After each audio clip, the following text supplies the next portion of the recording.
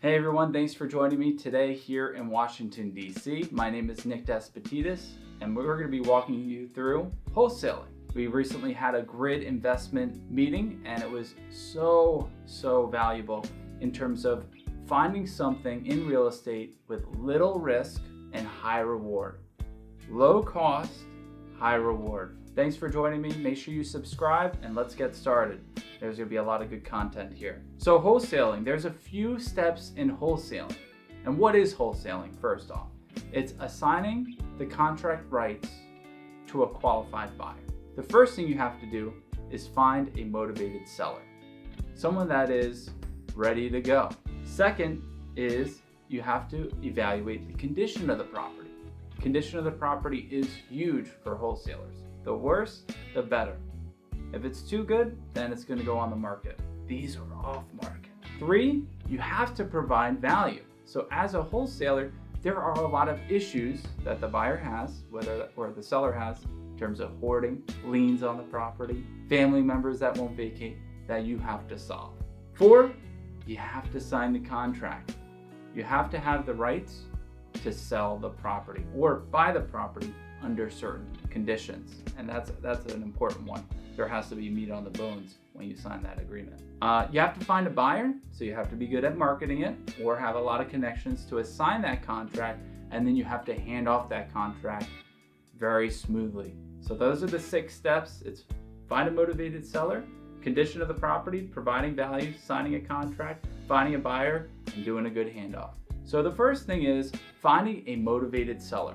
There's a lot of lists out there that you could purchase. RedX is a great one. PropStream is another one. Those are lists that skip trace the numbers, and you could actually call them up to see if they're interested in selling. Now these lists, you should filter out the people that are prime for the primary market, that haven't been living there. Maybe the value is over a certain amount. So let's say we're going through Capitol Hill. I'd filter in the people that have been living there for at least 20 years, have $300,000 of equity, so they have to have some equity in the property, and they're also of a certain age. So typically the demographics that wholesale or good wholesale clients have been living there for a while and are a little bit older, or estates. If they're estates, then they might not be in a great condition, and that brings me to the next one. We're finding properties that are in bad condition. Why is that?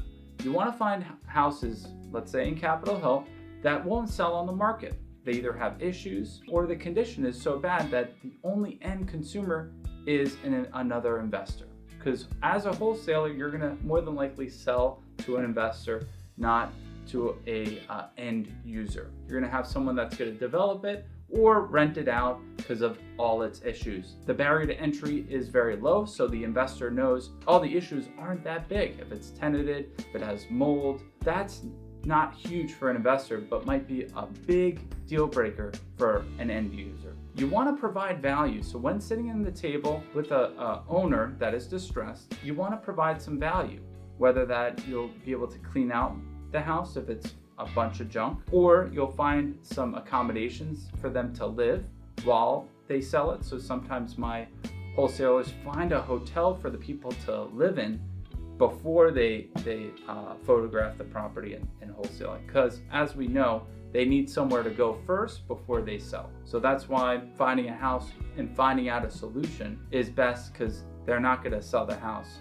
if you're not going to be able to solve this issue. So lien issues, tenant issues, condition issues, or physically just can't move out issue, I don't know where to go, and you could be that solution. Then you have to sign a contract. So the way wholesaling works is that you actually don't have a ton of money. What you're doing is agreeing with the seller to sell it below market price. So let's take, for instance, a $500,000 property. I know on the market, open market, I could get $500,000. So if I sign a contract to purchase the property for $550,000, I'm not going to find an end user, because no one's going to pay 50 grand above market. So I have to do my due diligence, look at all the comps, and then show that it's worth $500,000, so I have to pay below market. And that's where you get paid. So thanks again for joining me. Love to talk more about it, so make sure you like and subscribe and comment. If you want a one-on-one call about wholesaling, just message me and I'm happy to talk. Thanks again for joining me about wholesaling one-on-one. Talk to you soon.